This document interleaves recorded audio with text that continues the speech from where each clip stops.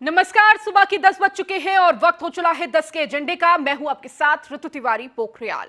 Bulletin की शुरुआत करेंगे। बीजेपी राष्ट्रीय कार्यकारिणी की बैठक का आज दूसरा दिन है। थोड़ी देर में बीजेपी राष्ट्रीय कार्यकारिणी की यह बैठक शुरू होगी। सीएम योगी, डिप्टी सीएम केशव प्रसाद मौर्य बैठक में पहुंचे हैं, तो यूपी बीजेपी अध्यक्ष भूपेंद्र चौधरी भी बैठक में पहुंचे हुए हैं। महामंत्री संगठन धर्मपाल भी बैठक में मौजूद हैं। पूर्व डिप्टी सीएम दिनेश शर्मा इस बैठक में पहुंचे हुए हैं। इसके साथ ही जेपी नड्डा और गृह मंत्री अमित शाह बैठक में पहुंचे हुए हैं। सीएम शिवराज सिंह चौहान और भूपेंद्र पटेल भी बैठक में पहुंचे हुए हैं। तो वहीं पूर्व मुख्यमंत्री तीरथ सिंह रावत भी बैठक में पहुंचे हैं। विदेश मंत्री एस जयशंकर भी बैठक में पहुंचे हुए हैं। कार्यकारिणी में कई अहम मुद्दों पर आज चर्चा होगी।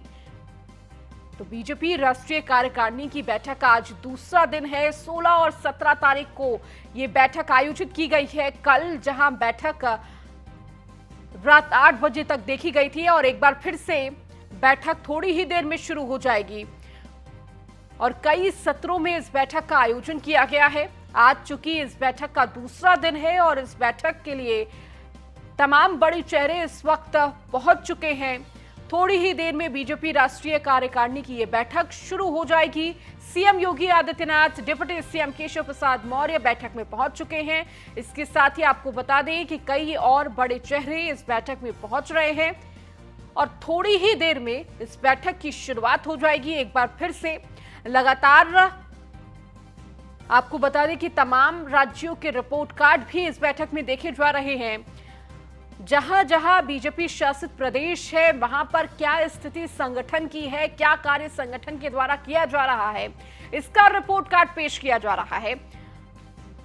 तो इस बैठक में पूर्व डिप्टी सीएम दिनेश शर्मा भी मौजूद हैं। जेपी नड्डा, गृह मंत्री अमित शाह बैठक में पहुंच चुके हैं और थोड़ी देर में बैठक की शुरुआत होगी। सीएम शिवराज सिंह चौहान, भूपेंद्र पटेल भी बैठक में पहुंचे हुए हैं। पूर्व मुख्यमंत्री तीरथ सिंह रावत भी बैठक में पहुंचे हैं। एस जयशंकर बैठक में पहुंचे हुए हैं, विदेश मंत्री, और कुछ ही देर में इस बैठक की शुरुआत होगी। और देखिए, आज ही इस बैठक का समापन होगा। प्रधानमंत्री के संबोधन के साथ, उद्बोधन के साथ इस बैठक का समापन होगा। माना जा रहा है कि शाम 4 बजे तक ये बैठक समाप्त हो जाएगी और इस बैठक का जो उद्देश्य है वो लगातार किस तरह से मिशन 2024 में काबिज होना है और क्या प्रदर्शन होना है, किस तरह से संगठन का काम हो कि 2024 का जो रिजल्ट है वो बीजेपी के पक्ष में आए और बेहतर तरीके से आए, इस पर चर्चा हुई। और आने वाले विधानसभा चुनावों में, जो कि 9 राज्यों में ये विधानसभा चुनाव है, उन राज्यों की क्या रणनीति होगी, मंथन इस पर किया गया है। क्योंकि देखिए, बेहद महत्वपूर्ण ये चुनाव है और कहा जाता है बीजेपी हमेशा चुनावी मोड में रहती है और इसी चुनावी मोड को देखते हुए लगातार बीजेपी संगठन में ये बैठक जारी है। और आपको बता दें, G20 सम्मेलन भी है और उसको लेकर भी तमाम पदाधिकारियों के साथ ये बैठक कि किस तरह से तमाम पदाधिकारी इस G20 सम्मेलन में शामिल हो रहे हैं, क्या क्या काम किए जा रहे हैं, क्या तैयारियां हैं, इसका भी जिक्र। इसके साथ ही साथ आर्थिक मुद्दे, राष्ट्रीय मुद्दे और किस तरह से सामाजिक मुद्दों को लेकर भी चर्चा की गई है। केंद्र सरकार के द्वारा किए गए कार्यों को किस तरह प्रदेशों में जनता तक पहुंचाया जाए, इसका भी जिक्र किया गया। और लगातार आज देखिए दूसरा दिन है, कहीं ना कहीं कई प्रदेशों के प्रदेश अध्यक्ष अपना रिपोर्ट कार्ड देंगे, किस तरह से संगठन काम कर रहा है उसकी चर्चा की जाएगी। और इसके साथ ही देखिए, रणनीति लगातार बन रही है। आगे आने वाले चुनावों को लेकर क्या रणनीति होनी चाहिए, इस पर चर्चा लगातार, मंथन जारी है। तो विधानसभा चुनावों को लेकर एक अलग रणनीति, एक अलग बैठक की गई है, एक अलग सत्र का आयोजन किया गया। लोकसभा चुनावों को लेकर एक अलग सत्र का आयोजन किया गया, जिसमें क्या रणनीति बननी चाहिए, अलग अलग प्रदेशों में क्या कुछ अभी स्थिति है, क्या तैयारियां हैं, इसका जायजा लिया गया। तो आज इस बैठक का समापन होगा करीब 3 से 4 बजे। प्रधानमंत्री के संबोधन के साथ ये बैठक समाप्त होगी। 350 से भी ज्यादा वो बड़े पदाधिकारी इस बैठक में मौजूद हैं। तमाम बीजेपी शासित प्रदेशों के मुख्यमंत्री, उप मुख्यमंत्री, प्रदेश अध्यक्ष, केंद्रीय मंत्री इस बैठक में शामिल हैं। और अधिक जानकारी के साथ हमारे एसोसिएट एडिटर ब्रजेश श्रीवास्तव हमारे साथ जुड़े हुए हैं।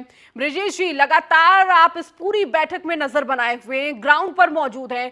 चूंकि आज इस बैठक का दूसरा दिन है और सबकी नजर यही है कि आज दूसरे दिन क्या कुछ खास रहने वाला है, किस तरह ये सत्र चलने वाला है और कब से इस बैठक की शुरुआत होगी। बिल्कुल, देखिए इस वक्त जो है बीजेपी के राष्ट्रीय अध्यक्ष जेपी नड्डा, गृह मंत्री अमित शाह बैठक पे पहुंच चुके हैं और बैठक क्योंकि 10 बजे से शुरू होनी थी, ऐसे में बैठक जो है शुरू हो चुकी है। जो भी मेन इस पूरी कार्यकारिणी में आने वाले जो तमाम नेता थे वो इस वक्त बैठक पे पहुंच चुके हैं। उत्तर प्रदेश के मुख्यमंत्री योगी आदित्यनाथ बैठक पे मौजूद है, डिप्टी सीएम केशव प्रसाद मौर्य, ब्रजेश पाठक बैठक पे मौजूद है, प्रदेश अध्यक्ष भूपेंद्र चौधरी, इसके साथ ही धर्मपाल सिंह महामंत्री संगठन जो है प्रदेश, वो भी मौजूद है। तो सीधी सी बात ये है कि बैठक में जो है सभी लोग मौजूद हैं। इस वक्त जो केंद्रीय मंत्री भी सब बैठक पे पहुंच चुके हैं, एस जयशंकर, निर्मला सीतारमण, नितिन गडकरी, इसके पीयूष गोयल, वो सभी जो है जो केंद्रीय मंत्री इस बैठक में जो है जिनको पहुंचना था वो सभी पहुंच चुके हैं। कल राजनीतिक मुद्दे को लेकर के इस पर प्रस्ताव आया था। राजनीतिक मुद्दे को लेकर के जिस तरह से गुजरात में ऐतिहासिक जीत बीजेपी ने हासिल की, उसको लेकर के जो है न सिर्फ धन्यवाद प्रस्ताव आया, जो है प्रधानमंत्री नरेंद्र मोदी की जमकर तारीफ की गई। इसके साथ ही सीधे पक्ष ने जो तमाम आरोप लगाए थे, वो फिर चाहे राफेल से जुड़ा रहा हो, पेगासस से जुड़ा रहा हो, या फिर जो है दूसरे अन्य मुद्दे जो है उस पे ईडी के जो है दुरुपयोग को लेकर के मुद्दा रहा हो, ये तमाम मुद्दे थे जिस पर कोर्ट ने जो है कहीं ना कहीं सरकार के पक्ष में फैसले दिए। तो इसको लेकर के भी जो है प्रस्ताव में जिक्र किया गया, साफ तौर पर कहा गया कि विपक्ष लगातार झूठे हमले कर रहा है, सरकार पर झूठे आरोप लगा रहा है, लेकिन वो सारे बेबुनियाद निकले। आखिरकार सुप्रीम कोर्ट ने उस पर अपनी मुहर लगाई। सुप्रीम कोर्ट ने ये जो है तय किया कि जो है जो भी आरोप विपक्ष लगा रहा था पूरी तरीके से झूठ है और प्रधानमंत्री नरेंद्र मोदी के नेतृत्व में जो सरकार चल रही है वो सरकार पूरी तरीके से निष्पक्षता के साथ काम कर रही है और किसी भी तरीके का कोई करप्शन इस सरकार में आज तक नहीं हो पाया। तो ये वो तमाम मुद्दे थे जिसको लेकर के कल राजनीतिक प्रस्ताव आया था, राजनीतिक मुद्दों पर चर्चा हुई थी।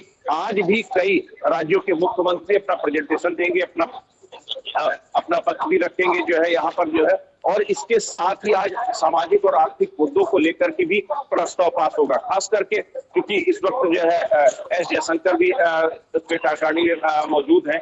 G20 को लेकर के एक बड़ा मौका है जब G20 की अगुवाई कर रहा है हिंदुस्तान जो है, तो इसको लेकर के भी जो है बातचीत होगी। और सबसे बड़ी बात यह है कि कल जेपी नड्डा ने तौर पर संबोधन में कहा था जो है कि 9 राज्यों के विधानसभा चुनाव हमारे लिए सबसे ज्यादा अहम है, एक भी राज्य को हमें हारना नहीं है, यानी 9 के 9 राज्यों को जीतने का जो लक्ष्य निर्धारित किया गया है उस पर आगे बढ़ना है। इसके साथ ही जो है लोकसभा चुनाव को लेकर के भी खास करके जो फोकस था वो 161 उन सीटों को लेकर के फोकस है जिन सीटों को बीजेपी जीतने में नाकामयाब रही थी। तो ये वो तमाम पहलू है जिसको लेकर के जो है कहीं ना कहीं इस पूरी कार्यकारिणी की बैठक में जो है बातचीत हुई, कार्यकारिणी की बैठक में जो है इसको लेकर के जो है चर्चा हुई है।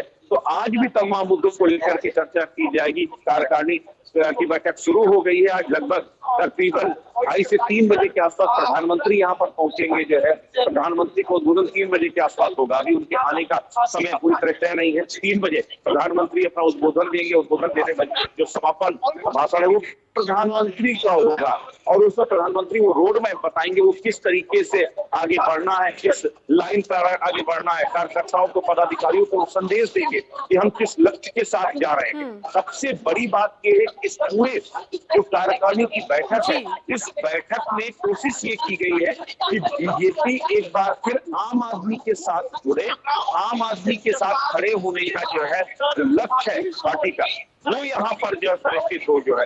इस कार्यकारिणी में इसका ये भी एजेंडा रखा गया है।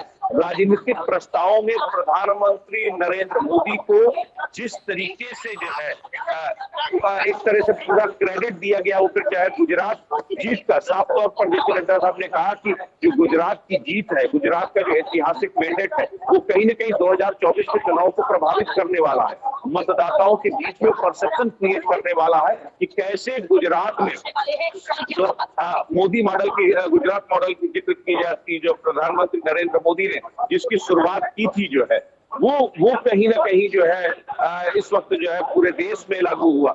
तो सीधे तौर पर गुजरात की ऐतिहासिक जीत का क्रेडिट प्रधानमंत्री नरेंद्र मोदी को जो है दिया गया राजनीतिक प्रस्ताव में। लेकिन उस राजनीतिक प्रस्ताव में संभावनाएं और चुनौतियां इन सभी पर जिक्र किया गया।